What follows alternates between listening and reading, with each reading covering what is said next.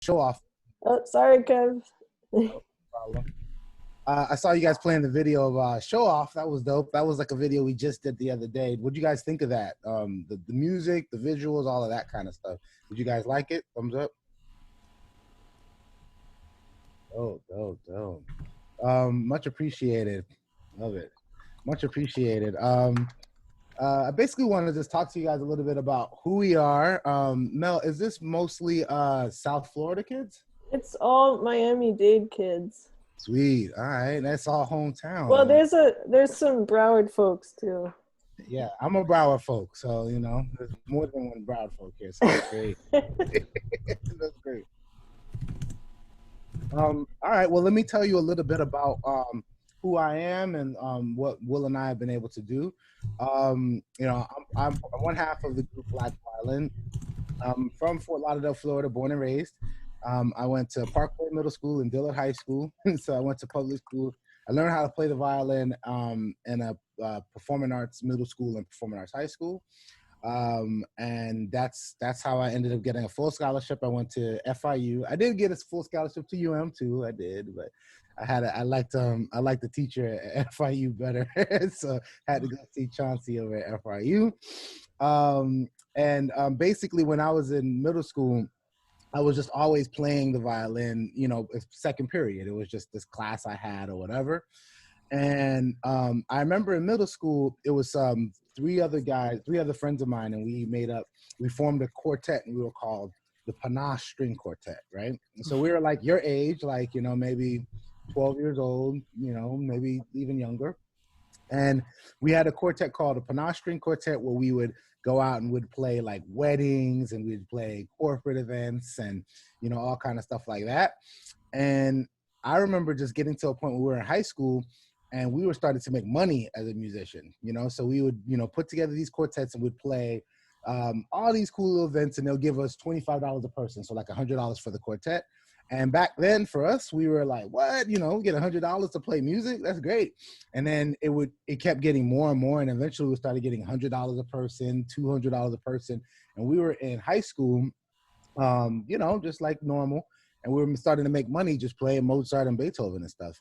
And that was like the first time that we were like, whoa, we could actually make money doing this. This is kind of crazy, like we could actually like use this violin this class from second period.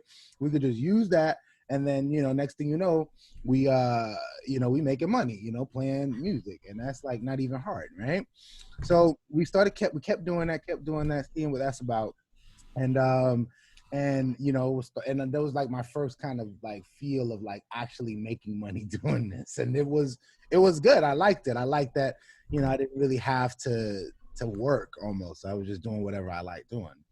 So but then that was sort of when I started realizing the power of it, and I was just like, because we were like four Black kids that were string quartet that was nice with it. We were all nice, we're all like all county, all state. We were getting really, really good.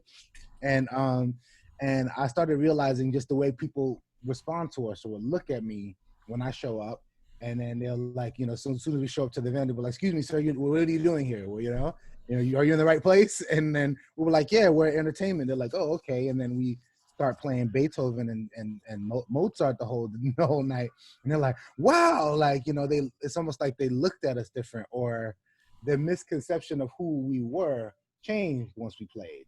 And I peeped that early, and I was like, okay, I like the idea that this violin changes the way people looks at us and stuff. And and that's kind of how we were thinking about it. It was just like, how do we do something different with it? So Will and I see Will's here too. Shout out to Will from Black Violin that just popped in.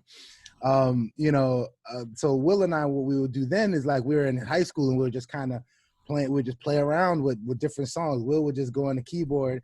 On the piano, he'll play like that big, R&B song that's out, or he'll play, Timbaland's new song, or Missy, or Jay-Z's new song on the piano.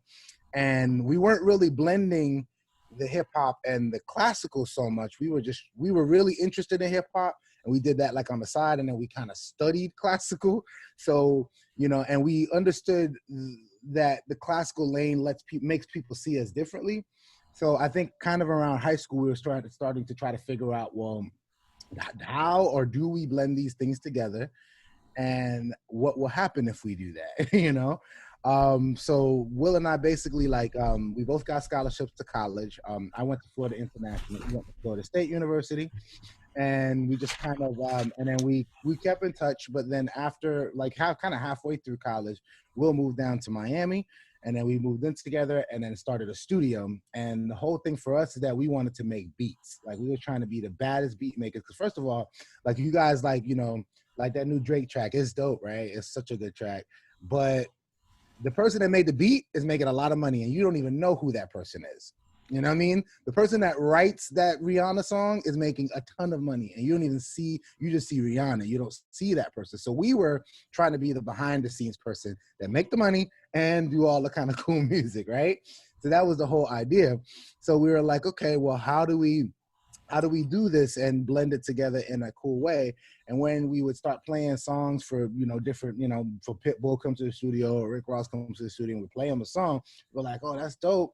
But then when we go get the violin and start playing it, they were like, whoa, like, how are you blending violin with classical? And this is back in like 2000, 2001. We're talking 20 years ago. YouTube does not exist. Google does not exist. Twitter does not exist. None of it exists. So there's no way to just get your stuff out there. You just have to constantly play for people, and then hopefully they'll tell somebody how dope you were and then go from there.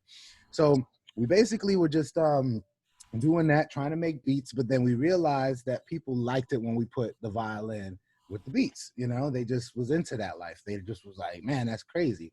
So what we did is we decided that we're going to try to just do this full time. And we kind of connected with some friends or whatever, and we're trying to just make this brand or this sound and just kind of hop around South Beach and try to make money. Like that's the whole thing, right? So I remember, back in like 2002, 2003, what we would do is we would go to clubs and we were like, hey, well, we got these two black guys. They play all kind of hip hop stuff on the violin, come hire them for the club, and then we're like, nah, yo, we don't want no violinist in the club. Like, so we just then right on Ocean, over Ocean or College, right in front of the club, we just, my manager at the time, we just opened up the trunk, and then Will and I would just play and just vibe and and then just, get a crowd of people around. And then once the crowd of people come around, then the manager or the promoter from the club come outside, we're like, oh, you talking about this? Okay, yeah, y'all can come tonight. Yeah, but we're not gonna pay you nothing. We're like, all right, well, we'll take it. And we come in and then we rock the club. Next time they call us, we're like, all right, we want 500. All right, we want 1,000. All right, we want 2,000. You see? And that's how we ended up doing it. And then we started realizing people were just really into it, and it was different. It was hard to explain if you hadn't seen it. And once you saw it, you knew it was something that was, something dope, and you wanted to continue with it. So from then we sent off a tape to this it's a talent competition called Showtime at the Apollo. Mm-hmm. It's the longest running talent competition in the world. And we did this before America's Got Talent even came out, before American Idol even came out, any of these. That's where this show is, where all of these other shows got the idea from. Showtime at the Apollo, like Michael Jackson performed on Showtime at the Apollo. Just legends have done it, right? So, we did that, and then we went on the show. It aired. We never lost, and we won $20,000. We were like, it was like a huge deal for us. And we were 2005 Apollo champions, and it sort of launched our career. And I remember we were in New York just doing that. A couple days later, we went to Alicia Keys' manager's office, played for him, and next thing you know, we out on tour playing with Alicia Keys.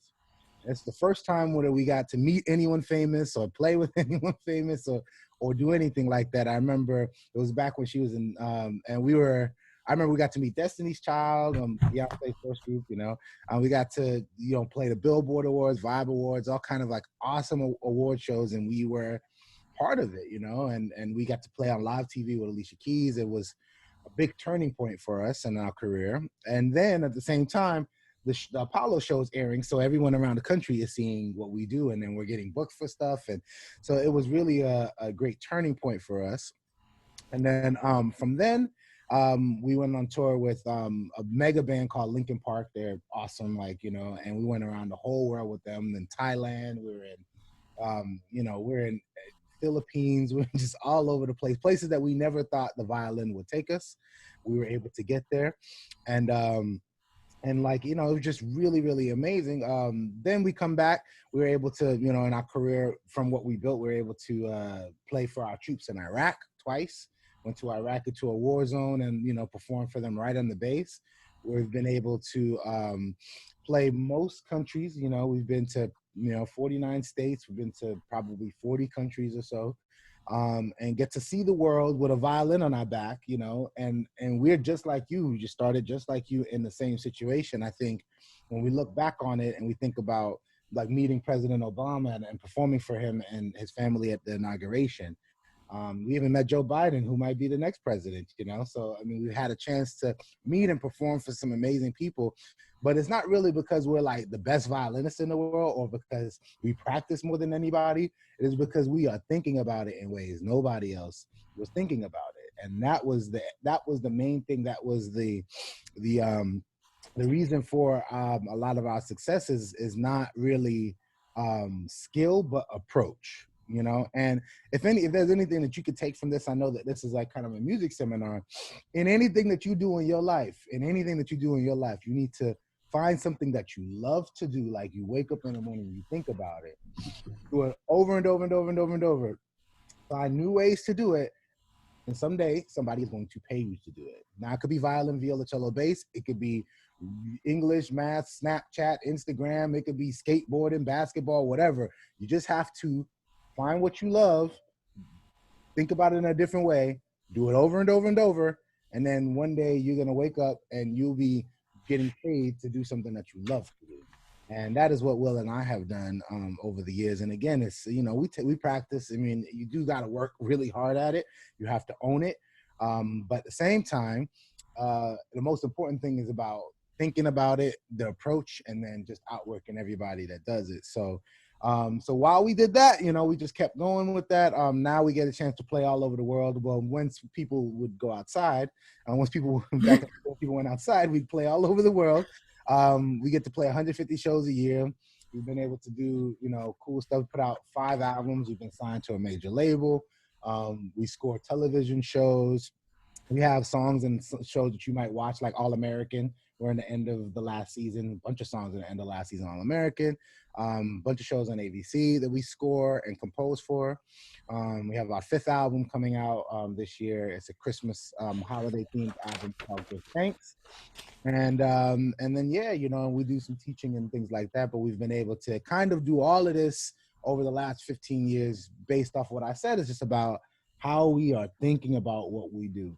We just go into the violin and we be like, well, how can we do something that you have never seen? How can we blow your mind with what we're doing? Like, and that's all, like, our whole approach is just like, how can we take it to another place and do something that people don't expect? And that's how we were able to work with Kanye West. That's how we're able to open for Jay-Z in Switzerland. And, you know, we've been able to travel to Africa with Akon, or all of that. Is because of how we thought about it more than it is about how good we are. It is about approach, you know, and about anything you do, especially with the violin, because you got to do something different. That instrument's been here for hundreds of years. You have to try to like reinvent it. Otherwise, you're doing the same thing as Joshua Bell, Yo-Yo Ma, and Billy Hahn, and everyone else. So that's what we're here to talk about. Is just like kind of approach. You know, we're here to obviously answer any questions. You know, anything, you know, anything that anybody wants to know about any of our travels, or just how we think about things. And obviously we're here to play a little bit too, you know, just to give you guys a little bit of a vibe. So I'll let Will jump in, see if he wants to add anything to that, and introduce himself. Let me give an introduction to the other half of the world-renowned Black Violin, Will Baptiste. Baka, baka, baka. Appreciate it, Kev Marcus. How you guys doing? Y'all doing all right? Yeah, everyone's muted. It's all good. A lot of beautiful faces. Love you guys. Yeah, Kev Marcus pretty much covered all the bases. You know, we're in crazy times right now. We're all kind of staying home and trying to engage and trying to educate ourselves as best as we can. This is great. And now we're just looking forward to talking with you guys. If you have any questions, please don't hesitate, ask. And yeah, Kev pretty much laid it all out. We're here because we thought differently. You know, we took something that was supposed to be this way, or it was taught or, said that it was supposed to be a certain way. And we was like, I don't think so. We could change this. And that's what, being creative is all about. It's what, being innovative is all about. So we encourage you guys to always think like that. Try to think of ways to, you know, blow people's minds. So any questions? Hands? There's some questions in the chat. I don't know if you guys can see them. Oh, there's a chat. Okay. We can ask some of them. Yeah, we can. That's easier. No, I see I see it. I see the chat. Do you guys remember Sarah Ruff? Yes, that's Sarah. friends. Yo, Sarah's on. A lot of the kids at the camp come from either Mays Conservatory, where Sarah is, or where Vivian is at Miami Art Studio. Sarah was in my quartet in high school. Yeah, we played a lot together. Not only in orchestra, but she was like the first violinist in our quartet, or the second violinist. I don't know, but yeah, we know Sarah very well.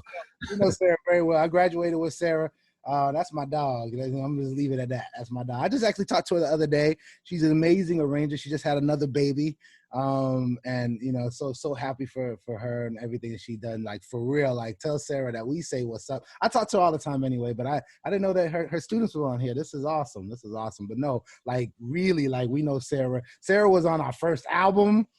She did strings and she was singing. So that is our dog. Like 1,000. Anything she ever needs, we got her. So, Sarah's like, just not to hop on, stay on Sarah, but Sarah's like one of the most talented people I know. Like, she's just amazing. She plays everything, sings, just like incredible. I told her I want to produce an album one day. She's like, whenever, let's do it. I think you want to take you up on that right now, because she sent me some heat that she's working with. I was like, man, quarantine has done her well. She's been writing some amazing stuff, and she actually sent me a song that she wrote, and she was like asking me, well, what do you think of the strings and how does the strings mix? And because she said she's gonna give it to her kids to play next year, and I was like, oh, that's fire. She put a beat on it. That beat, it feel like a trap beat. I was like, I didn't even know that these British folks knew this trap music like that. So that is like, Sarah is like our heart. We love Sarah. That's great that she's giving back to these amazing kids. I love it. When did you start playing? I started playing when I was 14 years old, which is about 5 or 6 years ago, give or take, a year or two. Right. Oh, that's a hard crowd. Okay. But I started playing when I was 14, and started kind of late, but I really embraced it.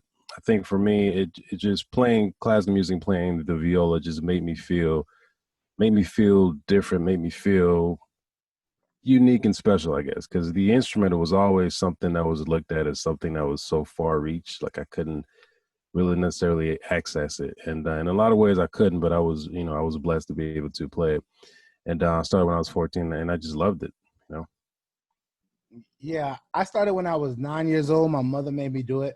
Did not want to play this instrument, like not even a little bit.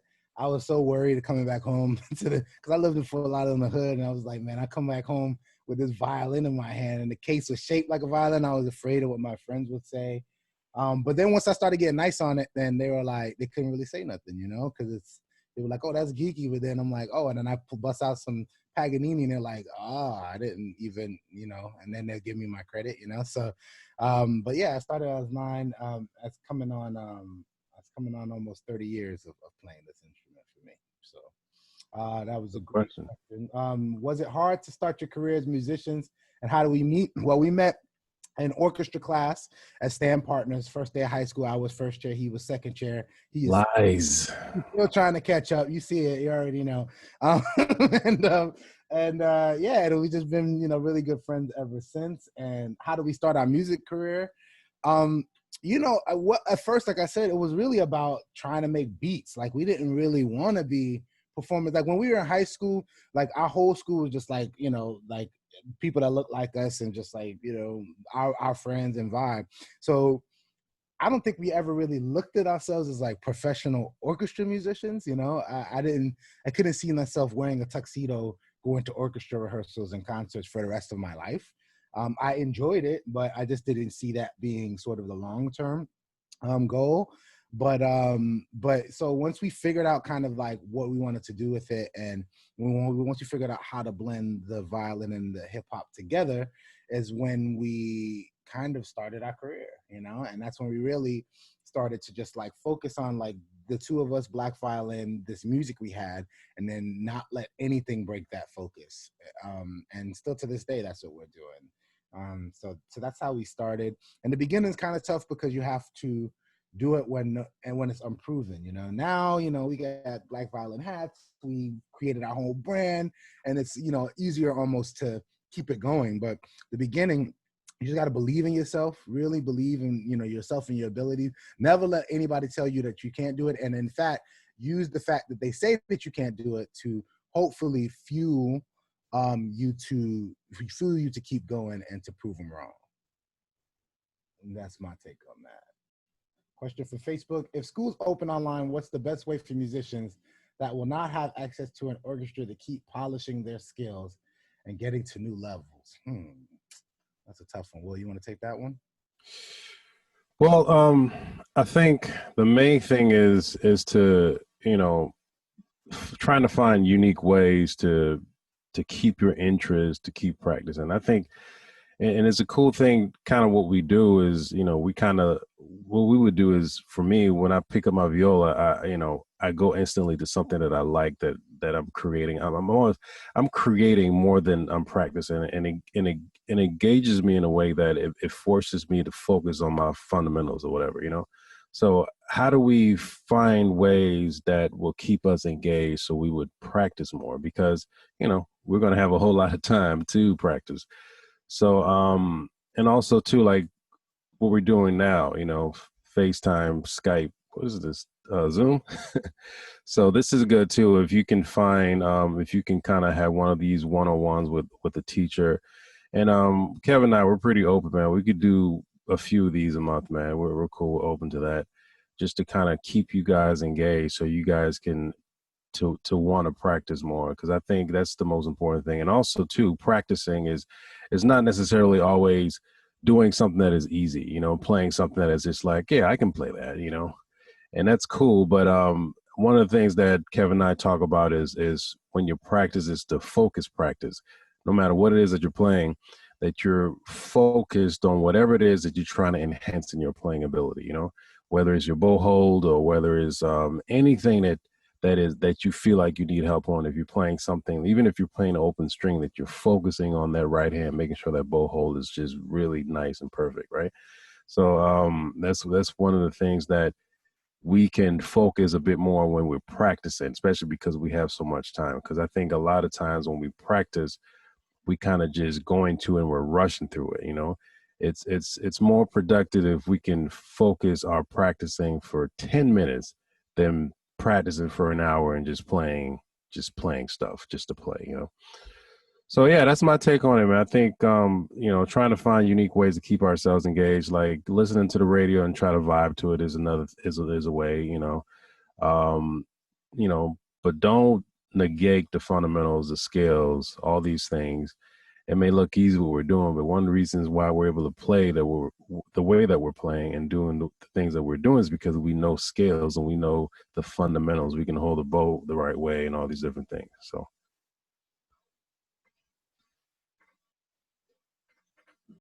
I had a couple of questions. Is it okay if I ask them? Sure, Vivian, go for it. Okay, so I wanted to know, like, a lot of my students are really into, obviously music that they encounter either through the radio or YouTube or whatever. And I've tried to encourage them to, like, use their ears to figure out the music instead of having to have it written out for them. How did you guys learn the music that you liked? So you heard a song and you wanted to be able to play it. What was your process of learning it? Okay. Let's just do an example of that then, right? Can I do it? I have something set up, right? So I love me some Pop Smoke. So you hear it, right? So I take a Pop Smoke song and then I'll start with the key, start with G, and then this song happens to be in G, but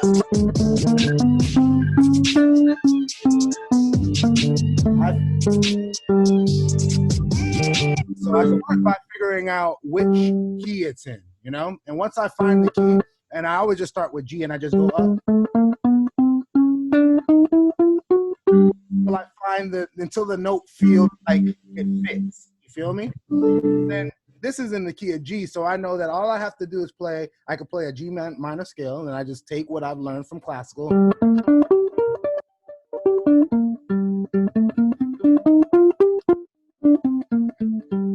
So basically, like, that's my parameters, right? And then that's the cool thing about hip hop and pop is that once you find the key, it really never moves, you know? It's not like traditional music where it's just like, you know, different chords. You know, hip hop, it just wants to just stay where it is and just give you a beat and it vibes, right? So then, well, let's take this Pop Smoke one and I'll just do a little freestyle. And this is how we stay just in it, just ourselves personally.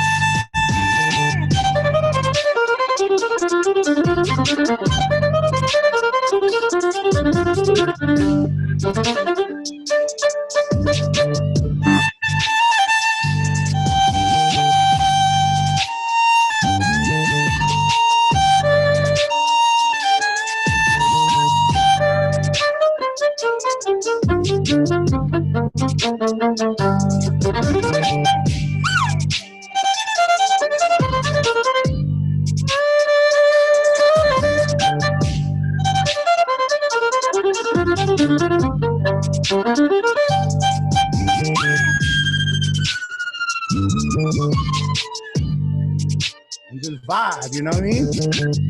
Nobody can tell me that I just play the wrong note. I'm just playing whatever I want, whatever I feel. It's just my vibe right now, in the moment. And that's just that Pop Smoke, that heat, you know, but do it with a violin and try to find my own space to just be creative, you know what I mean? Like, again, like, I ain't played no wrong notes. That's my notes, you know? Nobody can tell me that my notes are wrong.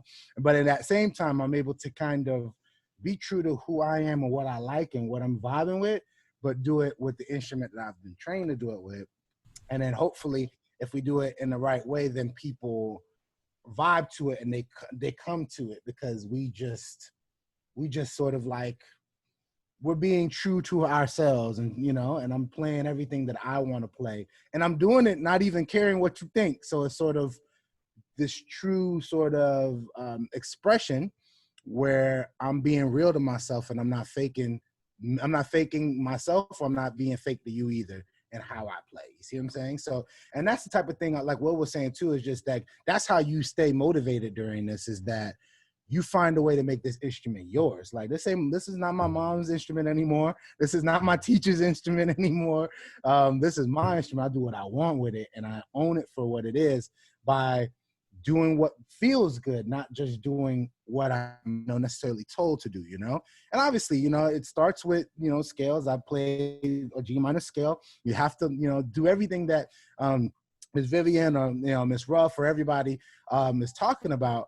But at the same time, you can take this instrument and you can play anything. You can make this thing do anything that you want it to. But I think a lot of times at the beginning, you know, we play Twinkle, Twinkle, Little Star and then Go Tell Aunt Rhody and all of that for so long that we don't really teach as well or as often the idea of just like, hey, pick this thing up, and at this really moment, you know, I'm feeling a good vibe. And that's just what I felt at this second to play. That's just what it was, you know, and it just gives us a different way to speak, because it's like, I could talk with this instrument, just like I'm expressing with you in my mouth. I can literally say anything I want at any time with this instrument. And that's the thing that should keep you going during this quarantine, is to pick it up and play what you feel and find your own voice in it. And I think that's the best way to kind of use this time to, in quarantine, to sort of like get better and find yourself musically and who you are. You guys enjoyed that? That was good. You played good. Bad. Okay, another question I had, because I don't see any more popping up in the chat, so keep the conversation going. I have a question. A lot of my students are very, I would say, shy introverted. They don't really like approaching people. So how did you and Will really feel like you were able to put yourself out there and talk to people and connect with people in the community? And just in the 2000s, Pitbull wasn't obviously who Pitbull is now, but like, how did you create those relationships and those opportunities and feel like confidence in your own self-marketing kind of thing? Well, I think a lot of it comes with, being confident in what it is that you're doing, being confident in yourself, and not necessarily looking at anything. Because for us, we didn't have anything to compare ourselves to. You know what I mean? Like we didn't see anybody that were doing what we're doing. We're like, oh, we're gonna try to mimic that. So for us, we had to dig deep down in ourselves and just know our worth, right? And approach music that way. And it was fresh, it was new. I mean, we started this back in, you know 2001. A lot of you guys weren't born yet, but it's been a long time, you know what I mean? So we had to have the confidence. We had to develop the confidence and the idea that, you know what, I can do anything, to be able to go up to because we've actually collaborated and met Pitbull back in the days before he can't kind of blew, to just go up to him in the studio and be like, listen to this track or listen to this concept. You got to be able to believe in yourself and to be able to do that, and it comes with time, you know what I mean? And it's not something that's going to happen overnight. You got to continue to work on that and have conversations with teachers and parents. If you're feeling a certain way, if you don't feel like, man, you know what, I don't have the confidence to do X, Y, and Z, you know what I mean? And they'll help you through that. But also too, you have to look yourself, you got to look in the mirror and say, this person is enough. You know what I'm saying? The way that I am enough. I am good. I'm cool. You know what I'm saying? Even if people are calling you weird, whatever, listen, people call me weird, not to my face. You know what I'm saying? But I'm sure they call me weird, but it is what it is. People are going to say things and have opinions about you. And I strongly suggest you guys to take the approach of, listen, the opinions of people is like, if I'm validating that opinion, I'm giving that person power over me. You know what I'm saying? So I have this huge weight on my shoulders for what? That person is at home chilling, playing video games on the internet, doing this thing while I'm internally in turmoil because of what this person thinks of me. You know what I mean? So I'm giving that person a lot of power. And I decided a long time ago, man, I'm not going to give anyone that kind of leverage and power over me. And it starts with that, man. It starts with confidence, starts with you. Once that happens, man, it's as far as the sky's the limit. Then you can start creating and being yourself, and then you'll have the confidence to walk up to anybody, to Kev Marcus, and be like, hey, check this out. This beat is dope. I want you to listen to this. You know what I mean? And if Kev's like, it's cool. It ain't my twist, but that's what comes with being confident. You're like, all right, cool. That ain't for you, but let me go to Will, see what Will thinks. Hey, that's dope. Hey, Jaden, that's real dope. I like this. You feel me? So if you don't have the confidence and believe in yourself, that comment that Kev made, you know what I'm saying? It's not a bad comment. It's not his thing, right? That has the power to just completely diminish you. And next thing you know, you don't want to pursue the music anymore. You don't want to pursue becoming a doctor. You don't want to pursue anything in life because one person has something to say. You know what I'm saying? Like you can't give anyone that kind of power and that kind of leverage over you. And it starts there. Once you get that, and it'll take time, trust me, the sky's the limit. You'll have the confidence and to just walk up to any person, any scenario, and just not dominate, but just be yourself and be who you are. Excellent question. I see one question. Danielle asks, what up, Danielle? She asked, what was one risk you guys took that changed your career for the better? That is a deep question. One risk? I mean, I'll give one. Well, I think the beginning was the risk. Like, I remember when we won Showtime at Apollo, we were backstage and like Will literally got on the phone and called his boss and was like, I quit. Like, it was really like, so I think that was the main risk, is just sort of like, yeah, I quit everything else I'm going to even think about, and it's only going to be this. Like that was sort of the riskiest thing, is sort of, you know, because, you know, we got bills to pay, we trying to eat, you know, and we're like, no, we're going to be violinists that play hip hop, and no one's ever done this before, you know. And that was probably the riskiest thing we've ever done. And now when you look back on it, we're so thankful for doing that, because now we've created our own little lane that we live in and get to do stuff like this. And because of it, we have never really worked, you know. We work, but we love this. So it's, you know, we get paid to do something that we love to do. So that'll probably be my answer for it. You have one, Will, that's maybe jumping away from me? I mean, I think being bold can be risky, but you know, if no risk, no reward. I mean, that's just what it is. You got to be able to step over that line and take a risk in anything, especially when it comes to being your own boss or whatever. So there's definitely a lot of risk. I mean, you know, there's that television show, America's Got Talent. Mm-hmm. They called us, you know, 100 times to get on that show, and we denied it every time. And some people may have thought it was a risk by denying that show, but we felt like, you know, we believed in ourselves. We had a certain level of integrity that we felt like that show wouldn't represent who we were. You know what I mean? So, you know, took a risk and be like, you know, we good, we straight, you know. And throughout our careers, I feel like we've always taken risk, man. And it just, you have to take risk. There's no way around it. You have to take risks in order to be successful, and in order to for your dreams to come true, whatever that is. Sweet. Tamia, Sarah Ruff's teacher, Sarah Ruff student, says, do you guys ever get tired of each other? A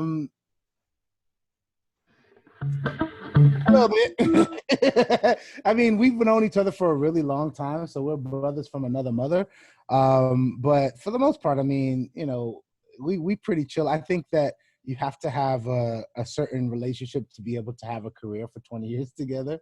I think that I wouldn't want to share this opportunity with anybody else. And in fact, I don't think that it would have worked with anybody else. You know what I mean? Because it's you know, Will and I just have this this yin and yang that works together, and it's just like fire and ice. It's just this thing, and I think that's a lot of why it works. But you know, with anything, you know, you get tired of, you know, brothers and sisters or your mama or your daddy or whoever, you know, all the time. But the love is deeper than that, and the relationship and what we've been able to build is so amazing. Wouldn't trade them for the world. So Mia trying to get some juice. Okay. She's trying to get that tea. Oh man, oh, that was a good one. I literally just I've heard the term, but I was just, you know, I'm one of those guys, man. I don't know a lot, and it's on purpose. I love not knowing a lot what's going on, so I just really learned with that. I tell you, Will hasn't listened to the radio in 10 years. He doesn't even know that Pop Smoke song I just played. Sorry, for 15. I've heard it in your studio. That's the only place I've heard it, but yeah. But I love it. I love not knowing what's going on, but I know what's going on, especially because of what's going on is crazy. But to me, you gonna play something real quick, Will, and let me hear something. I don't got my loop station, so I'm gonna just pluck around and do some, you know.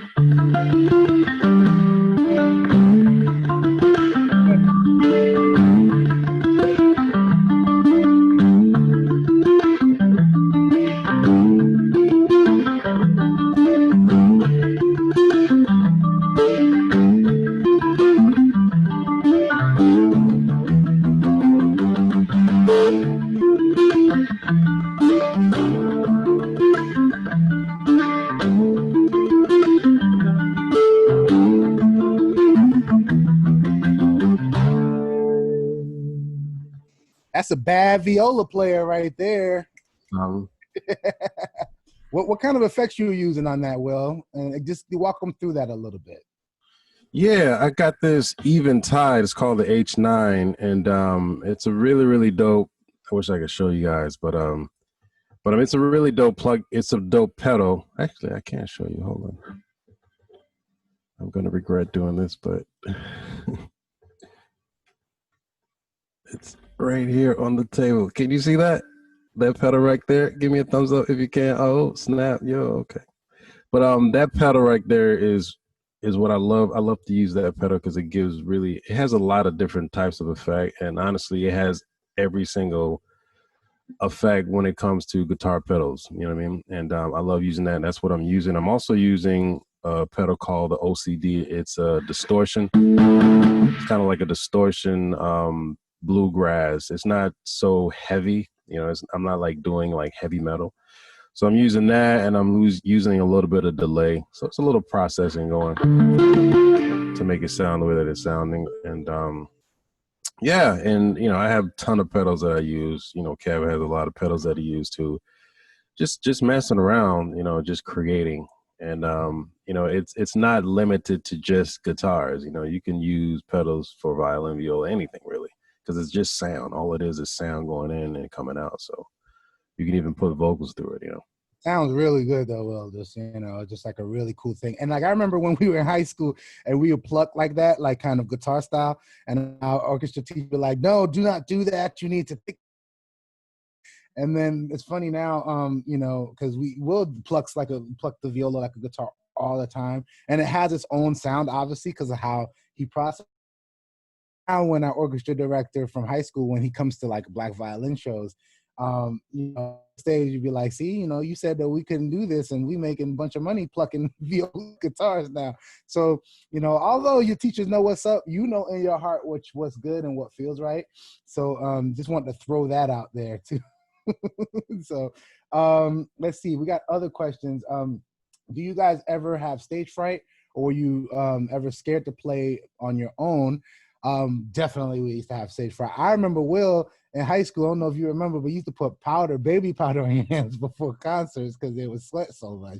I forgot all about that until I just saw that question. Yeah, I used to put chalk on my hands. Like I used to and honestly, my hand used to just sweat like crazy. And I used to just put, like, my private teacher was like, why don't you just put chalk on your hands? You know what I mean? So I used to literally just put chalk on my hands and I would just be playing. And after I'm playing, and there's chalk everywhere all over the viola or whatever. But it helped. Because what would happen is the sweat would make me, Can you imagine, when's the last time you've been nervous to play, like, in front of people? That's like from now. When's the last time you were nervous? I can't remember. That's how long it's been. I mean, and for me, it's always been kind of like, if I'm not prepared, you know what I'm saying? If I'm feeling like, I gotta go perform or I'm doing this audition, I'm just like, I'm nervous because I'm just like, man, like I know this, but I could use another couple of weeks to really practice this. You know what I'm saying? That's when the nervous thing happens. But man, I haven't felt that in a long time. For me right now, I'm just excited. When it's time for me to get on stage, I'm just hyped. I'm ready to get this going like a football game. I'm ready to go. Yeah, I think a lot of it is just experience, I mean, I remember being young and like, yeah, every time, even in an orchestra concert, when there's 50 other people on stage with you, I remember sometimes being a bit nervous, jumping on stage for that. But from now, I mean, I think the best cure to stage fright, and one thing one of my teachers used to say is that you get nervous when you are not prepared. That's one part of it. And when you respect your audience and you respect their opinion, those are the two things that lead to being nervous. And for me, I think that part of it, is like, with Black Violin, like I said, like whenever I play music now, I'm playing Kev, I'm playing Black Violin. I'm not playing anyone else. I'm not trying to be anyone else. So therefore, it's hard for me to be nervous or unprepared about us just doing us, So that's the first part. So for the prepared part, I think we normally are prepared because, we just gonna go on stage and do us, and we live in that in here, in our heart. We just like, hey, we're gonna do us. If you don't like it, that's for you, because that we doing us. The second part is about being respecting your audience. And I always find that I'm more nervous to play like at Broward Center or the Arts Center, because my whole family's here, than I am to play at Carnegie Hall when I don't know anybody, It's like, it's sort of, I'm always more nervous to play in front of violinists or people that know what I'm doing than instead of playing in front of somebody that has no idea about music or anything like that. So I think that's a part of it too, is just about, the respect you have for the audience, or how much you care about their opinion about what you're doing. So both of those things kind of have to be kind of tamed. You gotta kind of, obviously respect your audience, but you kind of have to not care what they think. And that's what got me to a place where I don't really get nervous. The last time I was nervous was when we played for President Obama at his inauguration. That was the last time I was nervous for anything. I remember meeting him, and we were backstage. We were all these celebrities, like Jamie Foxx is there, Alicia Keys is there, like just, it was incredible. And we're in line to meet him. And I remember in my head, I was thinking, I was so nervous. I was like, oh my God, we're about to meet President Obama and Michelle Obama. Like, it was so crazy. And I remember thinking to myself, all right, well, what am I going to say to him, right? So I'm like, all right.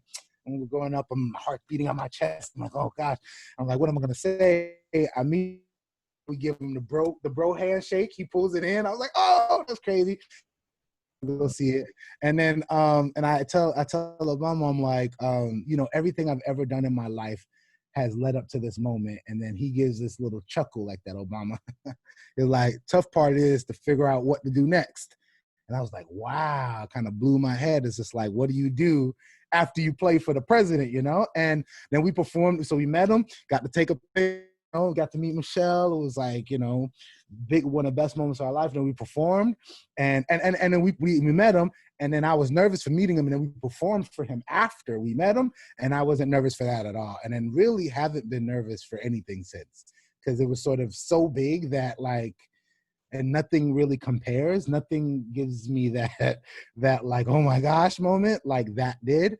And it was sort of that was sort of the last time I can remember being afraid to do anything, to speak to people publicly or to play, was when we met Obama. So that was so dope. Such a great moment. Another question is, Melissa is asking, what is your best advice for beginners struggling with reading music and getting frustrated their music is not perfect yet? Have you played perfect music before? There's no such thing in my opinion. Oh, man, there's no perfect music doesn't exist. So you strive to get close, but honestly, the best part of music is its imperfections. Think about I know Will listens to like old school stuff, and it's just like when you hear like the mic squeal and the Bob Marley, This Is Love, that squeal that the mic does by accident. When you hear that like bend of the bad note, the beauty in music lies in its imperfections. I get that you should strive for perfection, but like really like kind of like feel those imperfect moments, because that's what makes it real.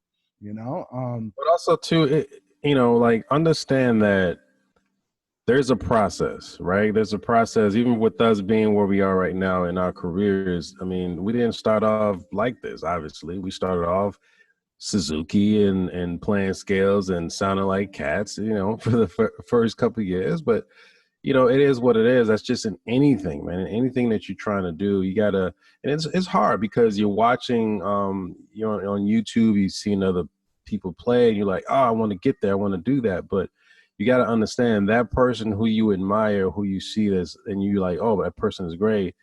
It took time for that person to get as good as they are, right? So you gotta understand the process and respect the process and embrace the process. It takes time. And granted, we've been playing for 20 plus years. All together, we could the amount of years Kevin playing, I've been playing. You're talking about 50 years. You know what I'm saying? The end of 50 years. So it's a lot of hours that we put into playing. So try to be very patient with yourself, and don't be too hard on yourself. It's music. Listen, guys, it's art. It's music. It's supposed to be fun. It's supposed to be creative. Once it becomes this very daunting, like, almost like you got somebody in the back of your head, in the back of you, just kind of like pointing at you, like, get this right. When it becomes like that, it doesn't become fun anymore, and you suck the juice out of the artistic side of it. And for me, that's why I like the idea of trying to be perfect, and it just, to me, doesn't exist. It's like, some of my favorite songs, when you listen to them, like Otis, I go and Google Otis Redding and listen to some of his songs. When this guy sings, he sings with such feeling and emotion. And if you really listen to it, he's a little flat, you know what I'm saying, almost all the time. But I don't want this. If you put auto-tune on that dude, it's gonna kill it. It's gonna kill the music. It's gonna kill the energy, the vibe, the energy, the emotions that he sang with. You know what I mean? So listen, if it feels good, it's perfect. You know what I'm saying? Let me vibe with y'all real quick because we got like 8 minutes. Put on this little beat vibe real quick, man. Let me know if y'all hear this. Y'all hear it? Thumbs up.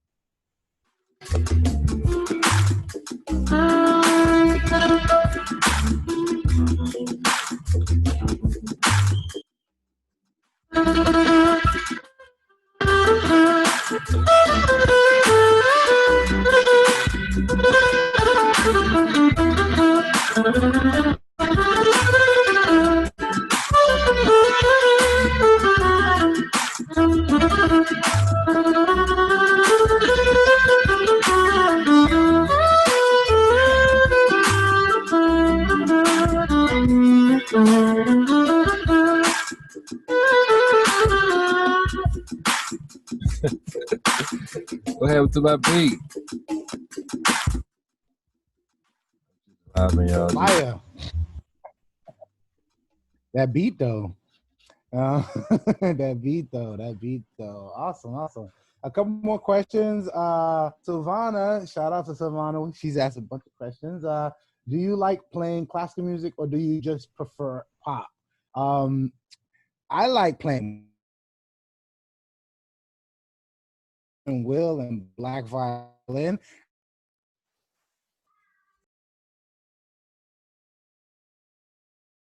Like Will kind of made like a pop beat, you know what I mean? Like the beat was just like boom, boom,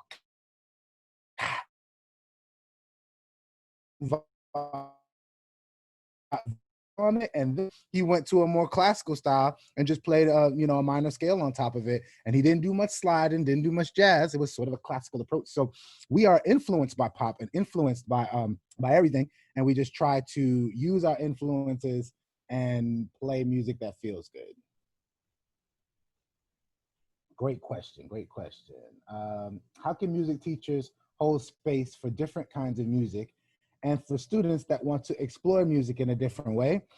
I think the best thing that teachers could do, particularly in the classical string space, is to do what we're saying and allow them to find their own voice in it,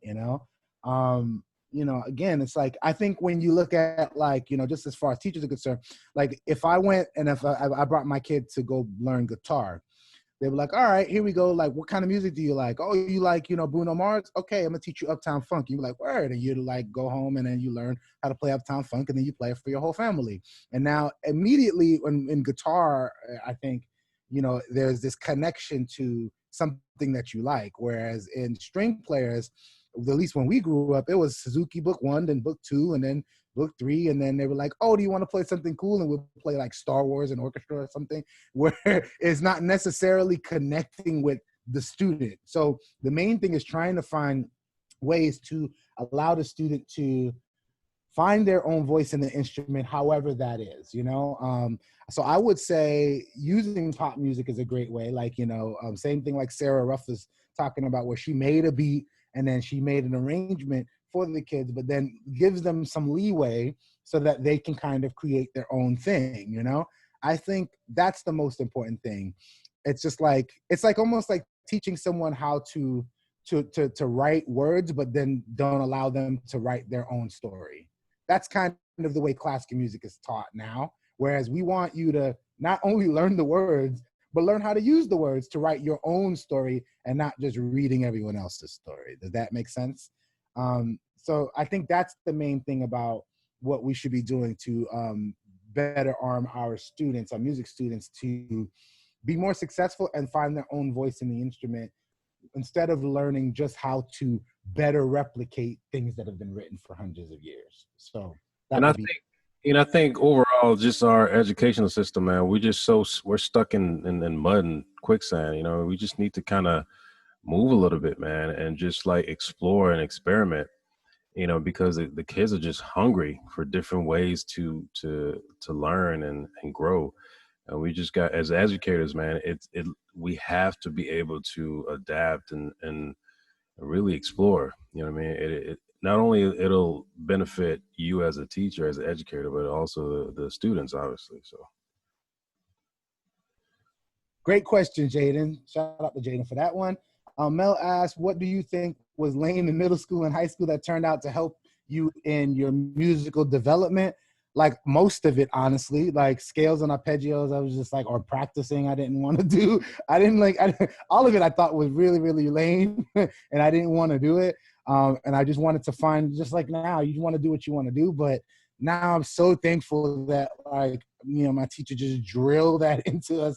And every day we were playing scales and arpeggio. Every morning we start with every single scale, 3 octave, and I was just like, why are we doing this? I don't, and now when I put that Pop Smoke on, I'm like, oh, this G minor, and I'm all over the place because I learned and practiced that lame thing in middle school. And now it's just like in me and I can't get it out of me. So I think just in general, like anything that you think is lame, eventually you'll be able to use to your advantage, and that's the reason why you practice it. Because, if scales and arpeggios, if we didn't have it, we couldn't do what we do now. And we had to go through that process in order to get here. So awesome question. So practicing. One thing to understand too, you guys are young. So what that means is you don't really know what's lame. You think you know what's lame, but you don't. I really thought scales and arpeggios and just practicing in general was lame. And I was not into it too much when I was younger. And now I'm older and I wish I practiced more because I'd be even nicer, So you don't, like Will said, you don't know what's lame and you think you do, but all of that stuff you'll be able to use later. So my son thinks vegetable is lame. He wants to eat cookies and candies all day, but he'll learn if I keep doing that, he'll get stomach aches and it's not going to be cool. Yeah. All right. Let's do some rapid fire. I think with people like you guys, I think it's just going to keep expanding. I think the classical world is the classical art form needs to educate people on young audiences on the art form. So I think people like us and Lindsay and and Zima and Two Cellos and I saw Eric Stan comment earlier. Anybody that's doing something different, I think is helping to push the art form forward. So I think that's good. Vivian asks, how do you learn to amplify your sound and work with technology? Want to jump on that, Will? All right, cool. How do we learn to amplify your sound and work with technology? Experimenting. I think for us, we didn't go to school to learn how to use Ableton or go to school to learn how to work these pedals.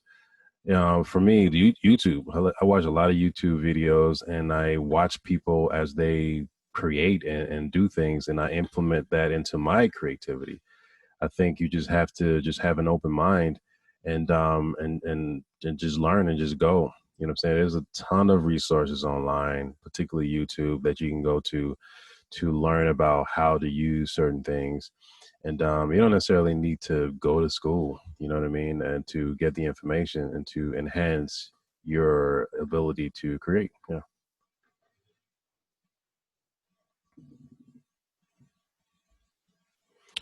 Okay, so is there another question? Any more questions?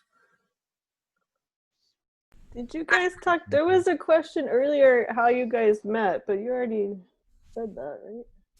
Yeah. I think we answered that. One of the things that the kids last year in this camp worked on was like a marketing, and I found it really interesting that like you first, were trying to get out into clubs and you would just perform, and then eventually you would come to price points. How did you come to price points? Like, how did you evolve your pricing? Yeah, it just comes with value. You know what I mean? Once you start kind of putting yourself out there and it's just like, oh, this is hot and the demand is there, then okay, cool. It ain't free anymore, or it ain't $200 anymore. Then it goes up and up as you show that you're valuable, show your value, and as you progress, you start creating albums and you start showing people like what they're getting. You know what I'm saying? Like for us, like now, if you would have came to a show last year, and we have all these lights and all these different things. I mean, our production value is at a level that if we're charging a certain amount for a show, you can see the value for that show. You know what I mean? It all depends too, and also too, something to add on top of that is notoriety. Like who are you, and who actually is going to come to give their hard-earned money to come watch you and perform. So all that applies to it. So it's just about really being consistent in terms of your art and expressing your art, and as your value continues to grow. But also too, you got to know your value. Don't shortchange yourself. You know what I mean? And it comes with experience. Because there are gonna be certain situations where man, I should charge a little bit more, but that comes with the territory, right? I mean, there's a ton of shows that we did for we got more, but it was good experience, and as our value continued to grow, and then we're able to charge more.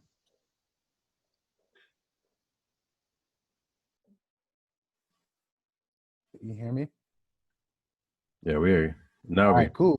And then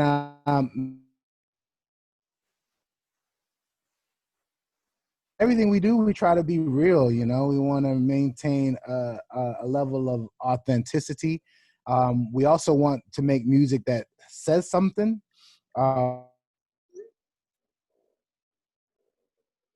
Especially nowadays. I mean, we look at everything that's going on with, when you talk about George Floyd, when you talk about COVID, when you talk about just sort of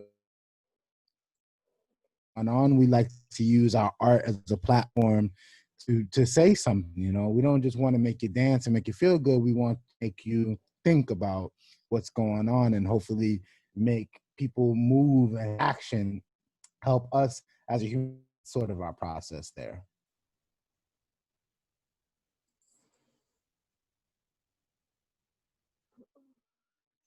Is Will still here? I'm here. Yeah. Oh, Yes. it froze for a sec. Okay, yeah, my internet's acting a little funky. So do we have any final notes? I mean, I would love to just, finally just say that even with everything that we've said now, this whole workshop is about, and this whole discussion is about approach and how we think about things. Again, like, we're not the best violists and violinists in the world. We don't practice more than everyone. But how to do it differently, how to come at it in a different way, and how to change the world with our art and not just make you dance, but make you think and hopefully inspire you. So we challenge the art, science, math, is teaching, if it's, Instagram, if it's marketing, Snapchat, whatever, approach it from a different way and do it in ways that no one expects. And that is the way that you'll be successful. And if you do it right and you find the thing that you love to do, then you won't really ever have to work, because you'll be doing what you love to do and getting paid to do it.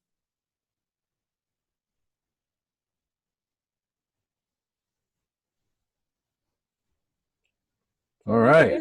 Can you guys tell us just a little bit about when you make the music videos, like how long that takes, what the process is?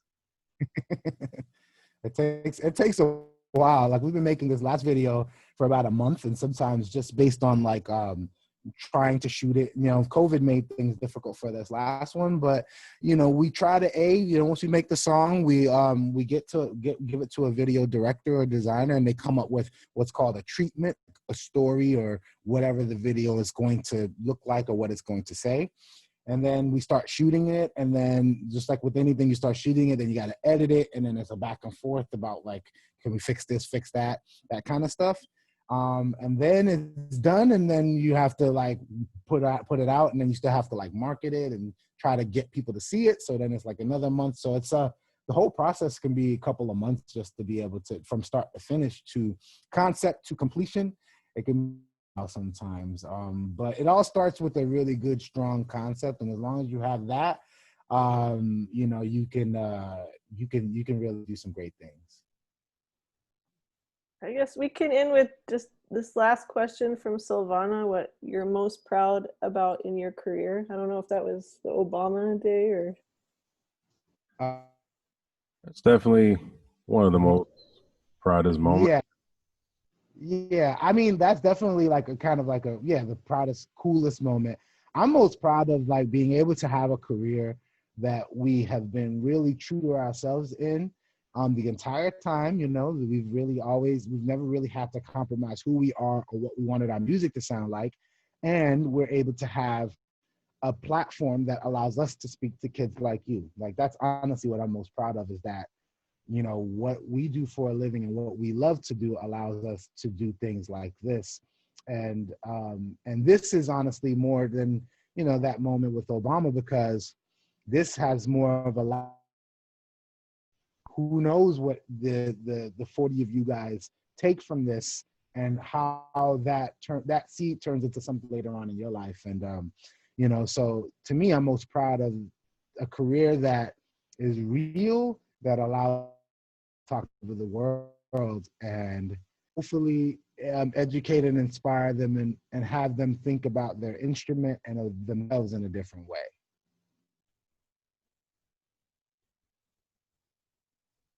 Okay. Thank you so much, Kevin. Well, everyone, you can show your appreciation now with your emojis, or if you want to clap. Or... Oh, fancy emoji. Thank you, guys. Much appreciated. Thank you. All right, guys. Appreciate it. Thank you for listening and tuning in. There's only 2 emojis. I can't get no more. I get a bunch of them. Thank you. Think outside the box. Reach for the stars.